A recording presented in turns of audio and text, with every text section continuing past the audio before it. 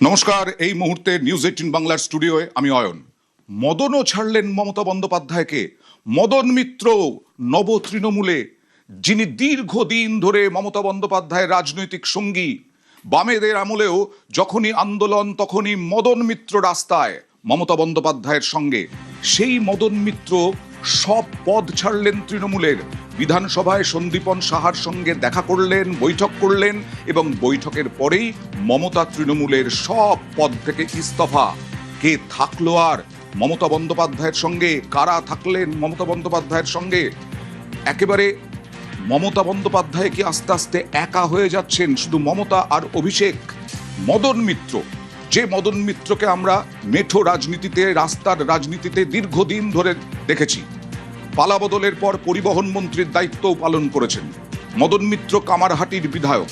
মদন মিত্র তিনি সব সময় মমতা বন্দ্যোপাধ্যায়ের সঙ্গী। তারপরে মদন মিত্র কালারফুল যে রাজনৈতিক চরিত্র, সেটাও দেখেছি আমরা। সরাসরি চলে যাব প্রতিনিধি আবিরের কাছে। মদন মিত্র কেন নব তৃণমূলে কিছু বললেন, কি জানা যাচ্ছে এখনো পর্যন্ত? প্রথম প্রশ্ন করব। প্রথমত হচ্ছে, আমরা ছোট থেকে একটা ছড়া পড়ে অভ্যস্ত থাকতাম হারাধনের 10টি ছেলে নিয়ে। এখন নব্য তৃণমূলের তরফ থেকে কালীঘাটপন্থী তৃণমূল কংগ্রেসকে কার্যত কটাক্ষ করে তারা গুনছেন যে রইল বাকি আর কত।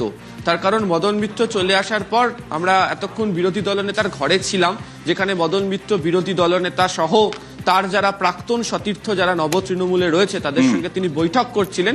সেখানে এখন গোনাগুনি চলছে আর কতজন রয়েছেন, তারা কবে এদিকে চলে আসবেন।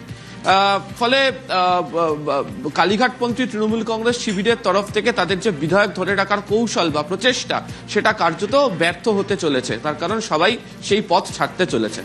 এখন প্রশ্নটা হচ্ছে, এর আগে যারা শিবির ছাড়ছিলেন তারা কি বলছিলেন? আজকে মদন মিত্র তার থেকে আরো এক ধাপ এগিয়ে তিনি বললেন যে তিনি বারবার ধরে বোঝানোর চেষ্টা করেছিলেন মমতা বন্দ্যোপাধ্যায়কে যে দলের যখন এরকম দুঃসময় চলছে, দল যখন ডুবতে শুরু করেছে, তখন এই সাঁকো মজবুত করাটা প্রয়োজন। তিনি উল্লেখ করছেন এটা মজবুত করার জন্য একজন মহাবলী কাউকে দরকার, যিনি এটাকে টেনে তুলতে পারবেন। কিন্তু কেন টেনে তুলতে পারা গেল না, তার কারণ ব্যাখ্যা করতে গিয়ে তিনি বলছেন যে সেনাপতি যদি ব্যর্থ হয় তাহলে দল কি ঘুরে দাঁড়াতে পারে? আর সেনাপতির ব্যর্থতার কথা বারবার ধরে দলনেত্রীকে বারবার বলার পরেও কোনো কিছু কথা তাদেরকে শোনা হয়নি। তার বক্তব্য যে তিনি বারবার ধরে বলেছেন, তিনি বারবার ধরে দলনেত্রীকে বলার চেষ্টা করেছেন, কিন্তু তার কথাতে কোনো কর্ণপাত করা হয়নি।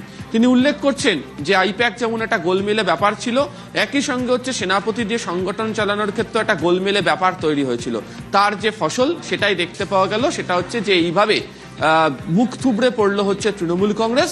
এবং বর্তমান অবস্থাতে দাঁড়িয়ে প্রায় প্রত্যেক দিনই তৃণমূল কংগ্রেসের একের পর এক নেতারা তারা তাদের যে দায়িত্ব সেটা ছাড়ছেন। সেই শিবির